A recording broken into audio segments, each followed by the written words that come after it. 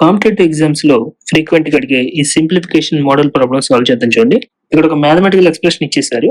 అయితే final value ఎంత వస్తుందని చెప్పి అడుగుతున్నారు. ఈ మ్యాథమెటికల్ ఎక్స్ప్రెషన్ అబ్జర్వ్ చేస్తే మనం సింప్లిఫై చేయడానికి బార్డ్మాస్ రూల్ ని అప్లై చేయాలి. ఆర్డర్ అబ్జర్వ్ చేయండి. ఫస్ట్ డివిజన్ వచ్చింది, నెక్స్ట్ మల్టిప్లికేషన్, తర్వాత ఎడిషన్ వచ్చింది. ఫస్ట్ డివిజన్ కాబట్టి మనం ఈ డివైడెడ్ బై 9 అని ఏదైతే ఉందో దాన్ని సాల్వ్ చేస్తాం.